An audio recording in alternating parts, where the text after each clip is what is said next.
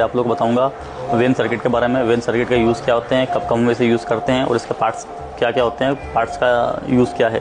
तो दोस्तों when circuit है, कुछ इस तरह की दिखाई देती है। अगर इसके यूजेस की बात करें हम, तो इसका यूजेस जो फर्स्ट होता है, पेशेंट को, अगर किसी पेशेंट को हम इंट्यूबेट कर रहे हैं तो इंट्यूबेट करने के पहले पेशेंट को प्री ऑक्सीजनेट करने के लिए इसका यूज़ किया जाता है। सेकंड जो इसका यूज़ होता है, अगर किसी पेशेंट को हमें सीटी स्कैन करना है, फिर MRI के लिए पेशेंट को शिफ्ट करना है, जो पेशेंट वेंटिलेटर पर ऑलरेडी हो, तो उस कंडीशन में पेशेंट को ये कनेक्ट किया जाता है पेशेंट की ट्यूब से। और ये जो इसका अनदर एंड है, इसे हम ऑक्सीजन पाइप से कनेक्ट करते हैं सिलेंडर से, और इससे पेशेंट को हम शिफ्ट करते हैं अनदर वार्ड में, या फिर पेशेंट को सीटी स्कैन MRI में, या अगर पेशेंट को एम्बुलेंस में शिफ्ट करना उस कंडीशन में इसका यूज़ किया जाता है। मेनली शिफ्टिंग में भी इसका यूज़ किया जाता है। एक इसका यूज़ मैंने आपको बताया पेशेंट को प्री ऑक्सीजनेट करने के लिए किया जाता है।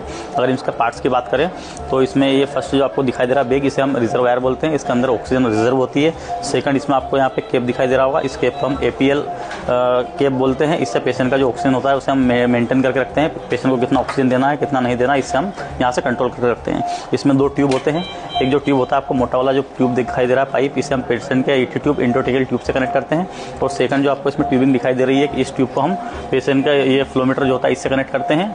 और अगर हम पेशेंट ICU में है और पेशेंट को हमारे पास वेंटिलेटर नहीं है, तो हम फ्लोमीटर से कनेक्ट करके इसे ET ट्यूब से कनेक्ट करके रिजर्वायर से पेशेंट को ऑक्सीजनेट करेंगे। अगर हमारे पास वेंटिलेटर है तो फिर हम इसका यूज़ नहीं करेंगे। तो दोस्तों ये वेन सर्किट का यूज़ होता है और ये कुछ इस तरह की दिखाई देती है। Thank you.